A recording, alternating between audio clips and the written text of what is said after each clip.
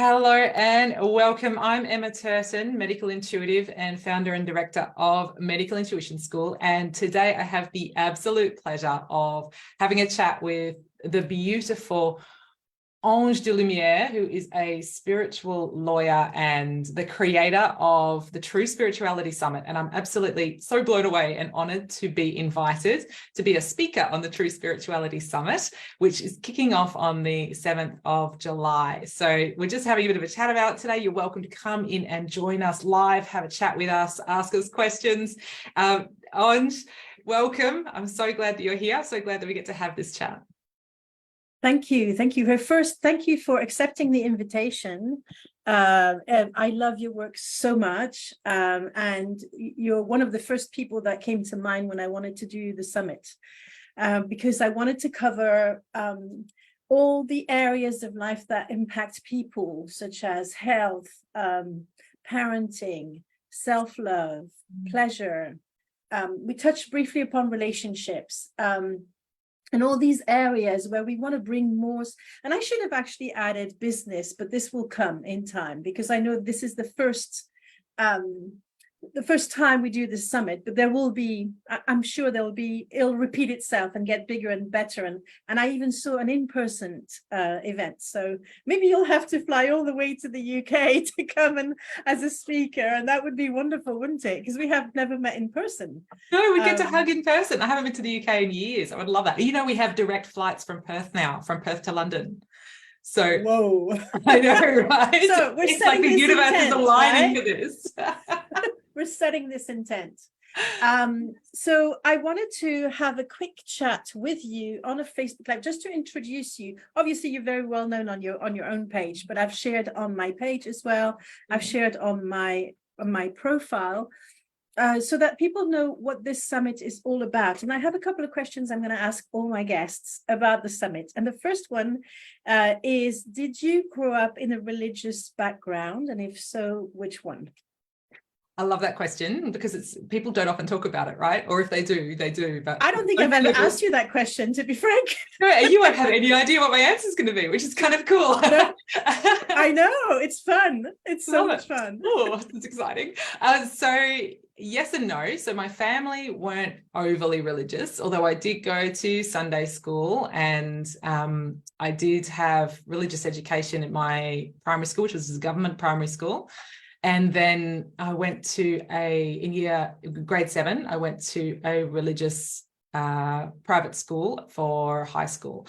And so we had religious assembly twice a week and chapel once a week, as well as religious education and religious ed camp as well. So, and that was Uniting Church, was that school. So yeah, there was a religious background there, and I was invited at a very early age to explore my beliefs around religion through religious education and Sunday school. So, and I questioned a lot. I was the annoying kid that was sitting there going, but that can't be right because of this. And what about that? I don't understand.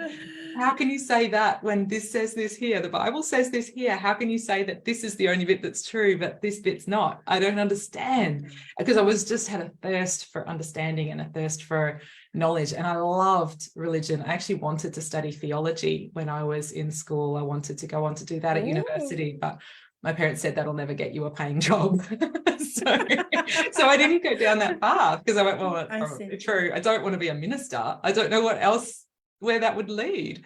But I love the history of religions, and I love spirituality, which is what I've always really loved.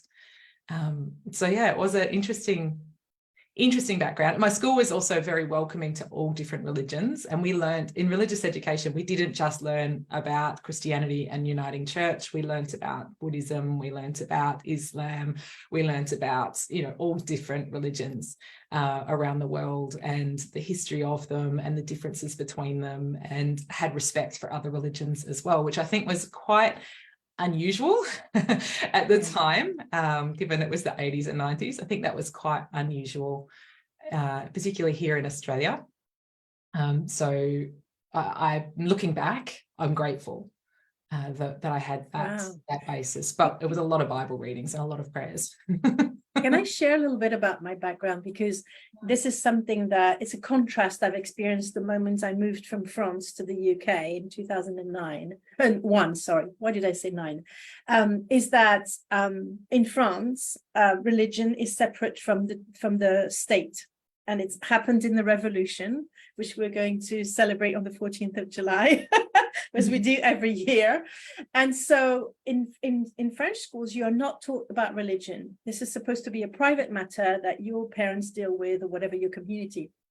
So instead of religion, we're taught philosophy, which talks about ethics and morals and ideas. So I just realized, just talking to you, how we've brought the two together in a very interesting way. But so when my kids started going in the UK to Church of England schools, I was a bit shocked that religion was almost everywhere, and people talked about God openly in school, which is something that never happened in French schools. So just for a bit of contrast, I thought I'd share my own experience. That is an interesting contrast. The schooling system, yeah. It's very different. And, you know, as you know, there was a lot of talk of God, a lot of talk of religion, but it's interesting because when I look at what we did in religious education in high school, a lot of it was philosophy. A lot of it, I remember we had to keep a dream journal at one point where we journaled our dreams. Oh, wow.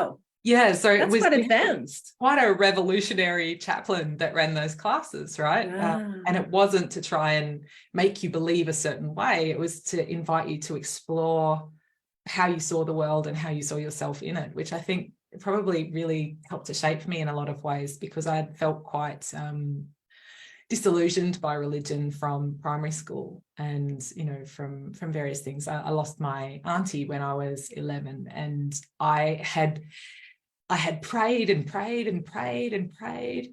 Oh, I'm going to get emotional. But I had prayed, and, you know, our religious ed teacher told us that if you pray hard enough, it'll come true. And she still died of cancer. And that stayed with me from such an early age.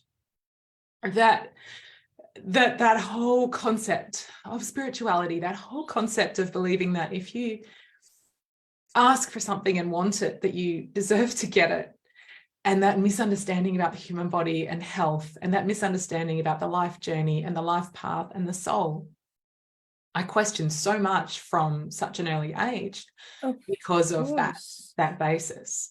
And so I think that really did set me on a trajectory with medical intuition, and with a lot of the work that I do now, because right from that point I was looking at, you know, there must be other ways to heal the body. There has to be other ways to heal the body that she didn't find, that weren't available to her in the 80s. But the religious side of it was very big for me. At that point, I felt quite, you know, lost. And high school, what they had there in terms of religion, although I sort of zoned out to most of the religious teachings, the spiritual aspects really spoke to my soul. That really helped me find my way, because it wasn't telling me, it was outside of me. I was able to explore what was inside of me. And that was where I found my spirituality. Wow. I've never heard you say that before and share this before. And Emma, I'm so grateful for you to be so open and open-hearted. And gosh, this went straight to my heart. And I hope it's okay to say, but I could feel your aunt with us right now, and how proud she is, and how, including of her role in leading you to where you went. Thank you. Oof. Well, that came from nowhere. This isn't scripted, just in case anyone's wondering. Well, I think people will know that. People will know that. Okay, so I don't want to move to the next question too quickly, because I want to pause and acknowledge and also hold you in my heart space, because you've just released some grief, expressed some emotions that are very, very strong. I lost most of my aunts and one of my uncle to cancer much later in life, and luckily I already had some of the answers that you didn't when you were so young, so I feel blessed from that perspective. Somehow, Emma, I want to hold everybody who's watching this video who now or in the future who have experienced the same thing as you and me, so that they can get the comfort or some love from us around this topic, because the reason we feel we lose our loved ones when they die is because we are unable and we are not taught how to keep in touch with them. And I know this is going to sound a cliche, but they're always alive in our hearts anyway. And because I believe the heart is the seat of the intuition and the connection to the spirit world, I think it all ties together for me anyway. Yeah. So I want to send that love out. And I'm lucky that I work with the Sacred Heart, and this is not a religious thing for me. So whenever I feel someone's pain, I place them in the Sacred Heart, which is for me the heart of God, the universal place of being held in God's arms, really. And I don't talk about God very often, you know that. I haven't even mentioned the word at all during the whole summit, but I feel, you know, people can change it for source, universal intelligence, whatever. So this is the space I want to hold here, so that everybody feels in it and held and loved and supported. Yeah. Thank you. All right, can we move to the second question? There we do. With your permission. Yes. Okay, so the second question I don't think is going to be as emotional, but I'm hoping it's going to be fun. You never know with me, right? I didn't see that coming myself. Well, this is what makes these conversations so beautiful. And I want to say to people who are listening to us that interviewing you for the summit has been the most divine experience. And I don't use the word divine usually. I was just blown away by the power of the information and the words and the energy that was shared. And I want to compare it to when I had my first child, because it really felt like that. When I held my first son in my arms after his birth, I thought I will never be able to feel as much love for anything or anyone ever. It felt like huge. I felt the same after your interview. But then when I interviewed the second person, I was reminded that when I had my second child, I was like, actually, this can happen again. And again and again. So I feel these interviews are a bit like my baby. They feel huge. They feel that they're going to have a big life and they have big energies. And it felt very similar to when I gave birth to my first child. It's very special for me. I can't tell you why or how. I didn't even want to do this summit because I was having a sabbatical to write my memoir, and I'm dealing with a lot of things in my private life, as you know, with my divorce, the sale of my house. And I was like, this is insane. How can I do this amongst this chaos? But I had to do it. And here we are, and we're only a week from the summit, and I feel so excited. I feel this is going to be really, really special for everybody who takes part in it. And starting with me, I've received so much from it. So my question to you is what made you sign up for the summit in the first place? I didn't hesitate. I mean, when you come up with an idea, I know it's divinely guided. Yeah. So thank you. But the thing is, it's just bang on for the things that I talk about all the time in spirituality, because I see so much bullshit in the world of spirituality. I don't mince my words, as you know. So apologies to the kiddies watching at home, but I call bullshit on so much of the spiritual world. Yeah. There is so much dogma. There are so many layers and hoops to jump through, and so much judgment and so many rules that are none of which are true rules when it comes to true spirituality. And so when I saw the whole premise of the True Spirituality Summit, I didn't hesitate to say yes, because I thought, oh, finally, someone's offering a True Spirituality Summit. I'm right there. And you wanted me in it, which is even better. So I didn't have to try and, fight my way in. You actually wanted me there because you value the way that I see the world and the way that I work with spirituality. And so absolutely. And the more that we can get the message out around the world to all the spiritual seekers that are out there, that when they feel small and alone, and they feel excluded from the groups because they don't feel like they fit in to spiritual groups. You are not alone. In fact, the spiritual path you are on is a true spiritual path. And the more we can get that out to the more people, the better the world will be, because we will be allowing people to connect, allowing people to go, oh, I can have confidence in what I'm receiving in my guidance. I don't need to go to another person to get guidance and then have to just follow what they say. I don't need to learn under the guru and do exactly what they tell me. I actually can do this for myself. And that it's no less spiritual. In fact, it's more spiritual to do it for yourself than it is to be, under the guru or following somebody else's traditions. And so the more people we awaken to that, the better. And I think as a summit, and I love the other speakers, like they're just the best. I can't wait to hear their interviews and watch what they have to say and listen to them, because I've enjoyed learning from each and every one of them at various other points as well. And I really resonate with their message of individual spirituality as well. I really resonate with that. And it's what the world needs right now. It is the medicine the world needs. After all the separation and the division and the fighting of the last few years, really the last few centuries, the last few millennia, but particularly the last few years for us in the modern world, with the social media showcasing the whole lot and helping to promote division and separation. What those people who are, if you are feeling alone and you are feeling, disillusioned by the world of spirituality, is because you are on a true spiritual path. And it's important that you know that and that you follow it and that you trust it, because the world needs you and the world needs you to shine your light. So there's no way I would say no to doing the summit. So I'm so grateful. Thank you so much for asking me to be a part of it, because it's such an important message that you're taking to the rest of the world. And I'm so honored and humbled to be a part of it. Oh, thank you. And thank you for seeing me and seeing the summit for what it is, because that's really, it's like a spiritual revolution I'm starting, I feel, because we are taught from very little, from when we're very, very small, how we need to trust others over ourselves.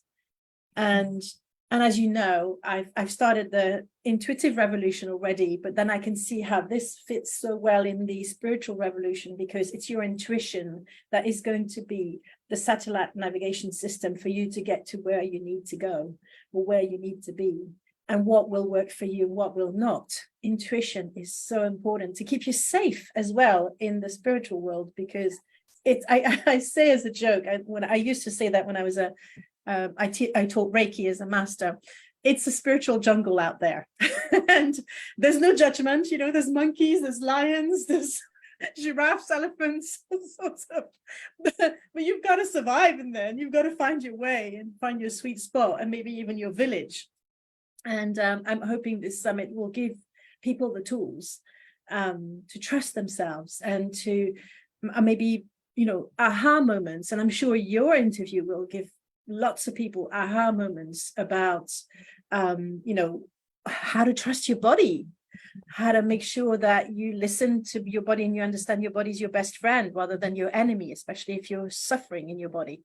So I'm really, really excited. So you've already answered the third question, but I'm going to ask it anyway, just to see if we can add another layer. Why do you care so much about promoting individuality within spirituality? Because there's a lot, what I see in the spiritual world is a lot of spiritual supremacy. I see people who tell you that you have less of an access to your highest self, to your God self, to the universe, to God, whatever you want to call it, than they do. And that you need to be underneath these people. I see people being manipulated in the spiritual world. I see people being taken advantage of. I see people being energetically violated in the spiritual world. I work with them all the time to help them to recover their systems after the violations that they suffer at the hands of others who deliberately and knowingly do this. The more connected you are to your own spirituality, the more connected you are to your own energy, the more connected you are to your soul, the less vulnerable you are in the world of spirituality. The more you trust your own individual compass, the less vulnerable you are in the whole world, not just in the world of spirituality, but everywhere. And so it's so important to me, because we're so often taken outside of ourselves. We look to healers, we look to gurus, we look to leaders, we look to people outside of us to give us the answers, and we hand over responsibility to them, thinking that, oh, well, clearly I don't know as much as that person.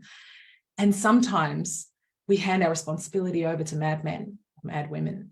Sometimes we don't realize we're putting ourselves in danger, because they may have charisma, they may have a following, they may have power and money, they may have things that make us believe, multiple books, and, they may have things that make us believe that what they say is fact, and that it has a greater weight than our intuition.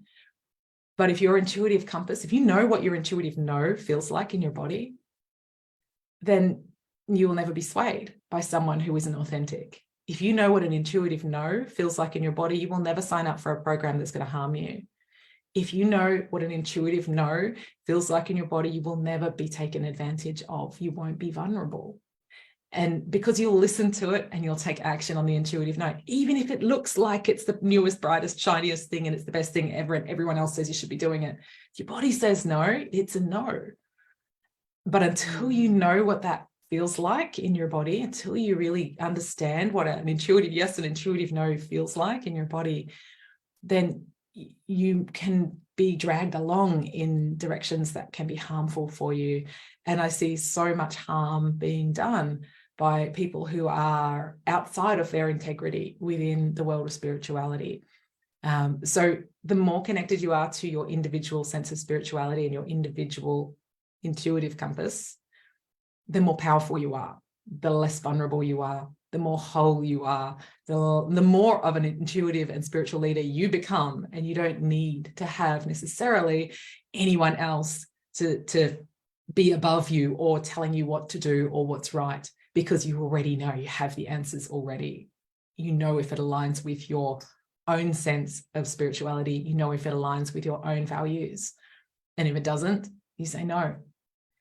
So you're no longer vulnerable. And I think that's so important. It's like, it's like protective behavior. It's such a powerful tool for us. And if we aren't developing this tool, then we're leaving ourselves wide open to things we may not understand fully. Yeah, no, I totally get that. And thank you so much. This was such a beautiful answer.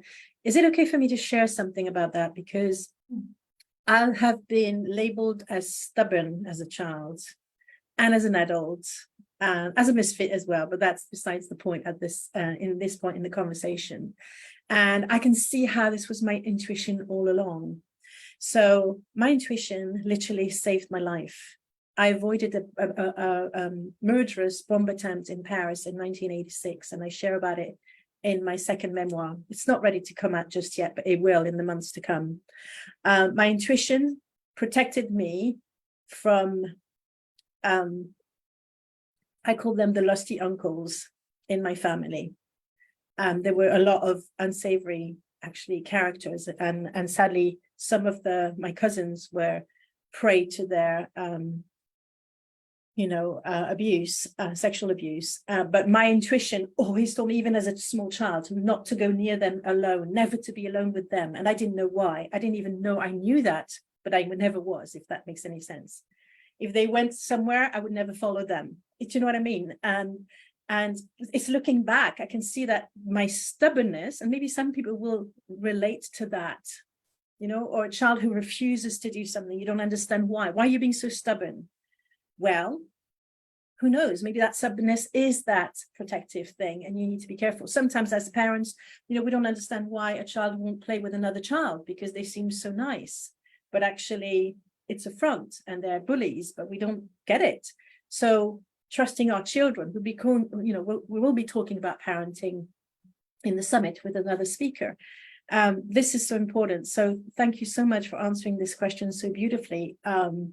I think for me, my stubbornness has gone a long way to protect me, and I'm so grateful to it. Yeah. I love stubbornness as a trait. I think it's something that it's given a bad rap. I think stubbornness is fantastic, because stubbornness is what keeps you from being swayed by peer pressure. Stubbornness keeps you safe in those vulnerable situations. Stubbornness keeps you on your path. And so often children are told they shouldn't be so stubborn, but, and although as a parent, and I've got 3 children myself, as a parent, yeah, we can tear our hair out with stubborn children who just flatly refuse to do the thing, like wear the jacket when it's freezing cold. And you know what? I'm going to share something about this. All my kids are autistic, and my youngest has what's called PDA profile, which is pathological demand avoidance. It's stubbornness taken to the maximum. It's like, as a child, they would refuse to shower. They wouldn't care about eating. They wouldn't, all the things that, I'm going to say normal, this is awful, but I'm going to use air quotes. Other kids would just do, yeah, okay, brush your teeth. I'll go and do it, mum. That was a blunt no. And still is. So I found my master. I love that. I love that. And this is because you mentioned parents and how frustrated we can get, but I'm learning from the masters with my kids for sure. Yeah, you're learning what it's like to be the parent of stubbornness. Oof. But that's the thing, though. I mean, who's to say that maybe not brushing your teeth and not showering isn't actually, maybe that's right for that individual. But it's so hard when you want to train them to be someone that doesn't stink. And at the same time, it's made me question, why do we bathe our kids every day? Maybe they don't need to. Maybe they should bathe when they feel dirty. And so no, my kids have actually been my biggest spiritual teachers, and this is not the topic for this interview, but maybe for another one. Okay, we have 2 more questions, and I thought we would do this in 15 minutes. Oh me. But I don't want to cut it short. This is great. And with your permission, Emma, there will be a True Spirituality podcast coming out, and I can't tell exactly when, probably in September 2023. And I think this interview would actually be perfect on the podcast. So with your permission, we're going to put this out as an idea that all the speakers will come with these, what I call mini interviews, because they're shorter than the 1-hour interview on the summit, but it'll be great promotion for the summit as well when the time comes. Yeah, absolutely. So let's just in the podcast. do what we have to do. Talk about what we have to talk about. So what is the one thing that someone has told you was spiritual that you would never do again? That's one of the questions I want to ask every one of my speakers. Yes, well, there's a few things. There's a few things. If you have to choose one, I mean, you can say more than one, but if I have to choose one, it would be to never follow or worship a guru again. I would never put somebody up on that pedestal again. I've learned to have red flags over the years as well, of the people who always talk about spiritual integrity are often the people who don't have any. The people who say, I'm not your guru, are often the people who are, then putting you in a position where you are worshipping them and following their rules, and you have to obey commands and treat them like a guru. So I've learned that sometimes what people say is not what they do. So I look a lot more at their energy and how they behave, compared to, as opposed to what they say.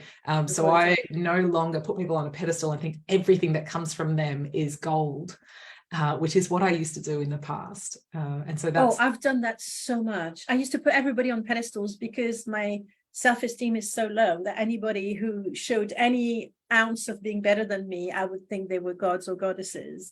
And then at one point I put myself on a pedestal. I thought I was above doing certain things, and life taught me that I wasn't. Life put me in position where I wouldn't say misbehaved, but I did the things that I thought I wasn't capable of. And that was very humbling. That was very interesting. And it was actually much needed. Yeah, life has Because a fun it kind of, doesn't it was like stripping the paint of judgment on my wall that had been put there coat after coat by my conditioning. And it was like bare walls now, okay? You've cheated on your husband. I did. You've done this, you've done that. You've wanted to murder your boss. Right, now we're on a level field. Turns out you're human. Exactly. I still struggle to see myself as human, but yeah. Yeah, I know, it's funny, isn't it? And that's so I'm always the first person to say I'm learning this lesson too when I'm teaching things to people, because I am not the perfect example of health. I don't always make the right choices, and yet I work in the world of health, but I am on a health journey. I have a chronic health history that I have healed, but it's still my lesson. My body still will stop me in my tracks to say, hey, you're off track again. So we have to walk our talk. We have to be, a living, breathing demonstration of our work, and understand that that doesn't mean that we are perfect. That means that we acknowledge our errors. We acknowledge that we cannot judge somebody else for where they are at, because chances are we'll be there next week. So because we are human. Yeah, that's what I've learned, is that if you're pushed hard enough, you can do things that you thought you would never do. And that, even though that's not necessarily something to promote, I would say it's something to come from a place of compassion for yourself and for others, because we never know what happens behind closed doors. We never, and I really liked what you said, because I still struggle, and I thought it was autism in me, but actually I'm very close to being autistic, but I'm not, according to the DM4 or whatever, which version it is. So, but I've always struggled to not trust what people say in comparison to how they feel, or what who they are. And I don't know, do you have a tip on how to have people who struggle with that, who can be easily talked into things, or who can easily, because we are so conditioned to believe the words rather than the rest, right? We are.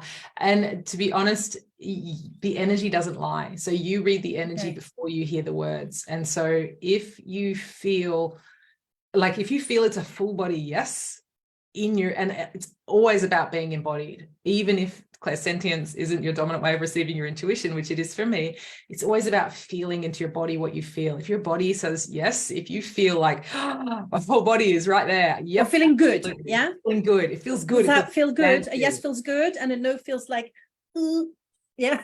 It feels really contracted. It feels like like a tight squeeze, and often it can feel like a small hard lump inside your body, as opposed to that expansive feeling. That helps.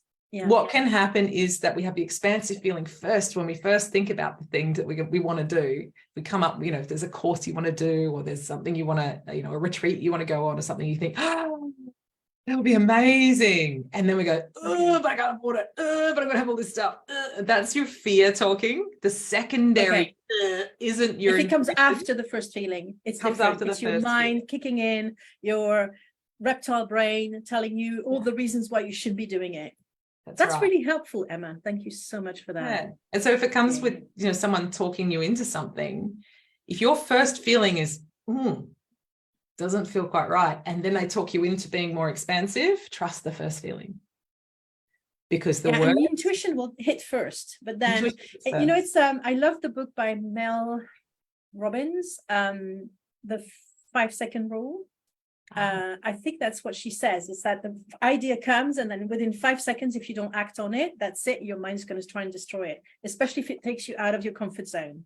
So I think that's very, very true. Okay, one more question and then we'll wrap up. Oh, thank you so much. I'm going to also check very quickly if there's any questions, but there doesn't seem to be. Okay, so the last question for you is, what would you say to someone who was sitting on the fence about signing up for the summit?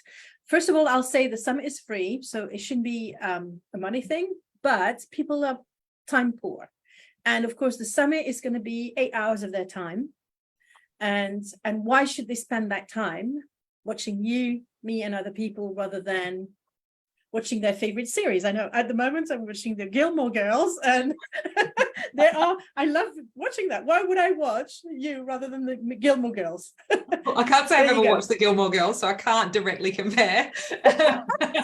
But I think the difference is that you won't hear the unedited, unfiltered, uncensored version of each of these different spiritual leaders anywhere else.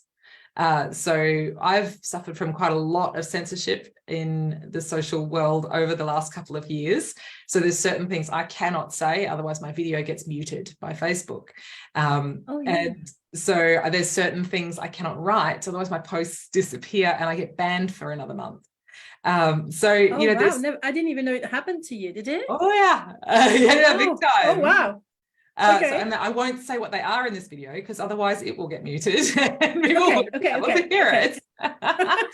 So there's certain things that cannot be said within social media. There's certain things that you will never see in your, you know, so things on, for instance, on Netflix, on Stan, on Binge, on Amazon, on, you know, whatever platform you watch. They're heavily edited, obviously, because it's scripted. Yeah, it's scripted, it's edited, it's censored. It's exactly what, and it's fiction. They want you to know it's fiction. And even the non-fiction stuff is still scripted, edited. Still plugged into the matrix, right? It's still plugged into the matrix. Your summit is not plugged into the matrix. It is actually unedited, unscripted. It is real spiritual leaders who are the no bullshit kind, the ones that aren't smoke and mirrors, who aren't trying to take advantage of you, who want you to be fully self-empowered and standing in your own power, connected to your intuition and living your life in total intuitive flow. They want that for you without charging you. They want you to get access to that. And they want you to have that for free. So, you know, come along and watch what you cannot get anywhere else in the world, because, you know, I'm going to be watching all the other videos. I'm going to be enjoying it as well, because I know the value of each of the people who are in there, and I know what they teach, and I know how they see the world, and that they don't comply to the rules.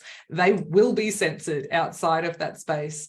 Many of them have suffered censorship outside of that space and have to be very careful about what they post in the public world. So unless you're already following them and are on their email list and getting everything behind the scenes, chances are you're missing out on the gold. So you will get the gold in the summit because it's not all on social media. Oh, wow. Well, that went straight to my heart. And I will say, we're not conspiracy theorists either. Okay, let's put this out there. We don't preach fear at all. And for me, actually, this is an interesting point, because I followed a lot of spiritual leaders, and there's a lot, I take what I want from them, and then I leave the rest.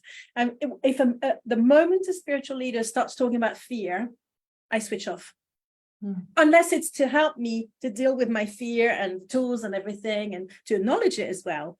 But if they start instilling fear into me, I back off immediately, because for me, that's not the right vibe. So maybe that's what we can leave with people, is that, you know, check the energy around our interview, around the summit. If it feels right for you, join us. If it doesn't, don't. No matter what we say. And thank you so much for your kind words. I really, really love it. And thank you for this time and this space on your, at this point, we're on your Facebook page, because you will be on my podcast. I want to say Emma Turton, you can find her on Facebook at Emma Turton Medical Intuitive. Do you want to share where else you can be found? Yes, so you can find me on Instagram as well as emmaturton.medicalintuition, and you can find me at emmaturton.com.au or medicalintuitionschool.com. So if you're interested in learning about medical intuition, go to medicalintuitionschool.com. I've got lots of courses, got one running at the moment. It's called Activate Your Inner Healer, and you can jump in live to that. It's absolutely awesome. It's so good. Just dropped module 3 today. So much fun. And what I love about your course is that you teach people for themselves. So if I wanted to learn how to be my medical intuitive for me, you have a special course. But then if I wanted to be one for other people as well, then that's another level, and you teach that as well. I love that about your work, is that you don't just teach practitioners, you also help people empower themselves around their own health, because everybody's intuitive. It's just that we've learned to disconnect from our body. I know I didn't talk about my religious background, but I was raised a Catholic, and Catholics, the disconnection with the body is extreme. Yeah. It's almost surreal. So don't trust your body. Absolutely not, if you're a Catholic. So it's a long journey to go back to trusting your body and not thinking that your body is actually, a nuisance. Yes, absolutely. Yeah. It's a systematic disconnection and dissociation from your body. That's the Catholic upbringing right there. I don't mean that. Yeah, we can sing happy songs go with that. I don't mean that as to badmouth a particular religion, but that's a part of that process, and it's in other religions as well. But that's why I actually invited Emma Pleasure as part of the speakers, who talks about tantra and pleasure and the body, because I felt there was so much to heal in that respect. Yes. Thank you so much, Emma. This has been delightful. Even every discussion with you is delightful, but I don't know why it surprises me, but it does, because it gets better and better and better all the time. What I find is I always say things to you first that I've never said publicly to anyone else, and I always do it live. Maybe I have a career in journalism. Maybe you're getting things out of me that I haven't shared before. Well, thank you for doing that. Thank you. Maybe it's because you feel there's a safe space there, and I really appreciate you for that. You're just an excellent interviewer. I want to thank everybody who's watched this interview as well, or listened to it. It's an honor to take some of your time and for you to actually stay with us. So thank you. Yeah, thank you all for being here. I can see there's a few people watching us live, so thank you, and thank you to all those who watch the replay as well. And then I also want to just plant, because this is going to be a podcast episode, is that even after the summit is finished, the videos and interviews are going to be live from the 7th of July 2023 for a week. But after that, there'll be an opportunity to buy a pass if you want to have access to them after the date. So there's no rush in a way.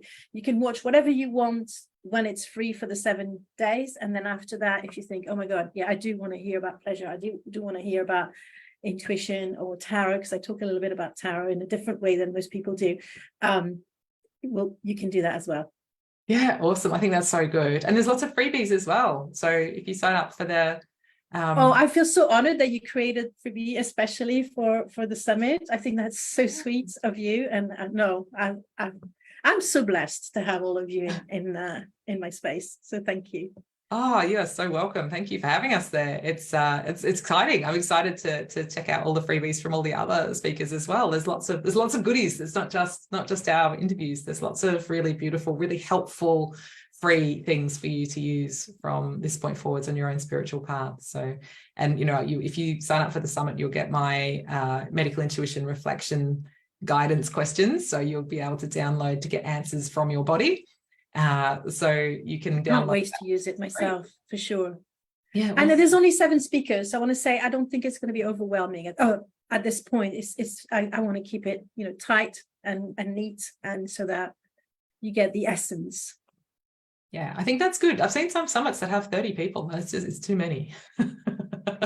Especially if you have to watch all of it in the weekends. Yeah, they give you like 24 hours to watch each video or something like that. There's just no way I can't devote that kind of time. So it's crazy. So I think this is great. This is something that's actually doable, it's digestible, and it's going to be really fun. So okay, thank you so much. Thank you so much for speaking with me, and thank you everybody for being here. And if you have any questions about the summit, feel free to reach out to myself or to Ange, and we can answer your questions. I hope to see you there. If you come in as VIP, you might even get to hang out with me live. Oh yes, we have a Q&A on the 13th of July. All the speakers in one room, only 20 seats available. So when you sign up, I'm going to send some information if people want to buy the tickets. Yeah. So they can buy a ticket and come and hang out with us and ask us their own specific questions that they want to know. So that's. I hope we're not going to break the internet. All of us in the same room. We might. Cancel, clear, delete. I don't want that energy, but I'm going to have to do something special. We'll set up a really safe space. It'll be fine. I love it. Okay. Thank you Thank you then. so much. And Thank you, bye. everybody. I'm going to say goodbye. Thank you. Bye.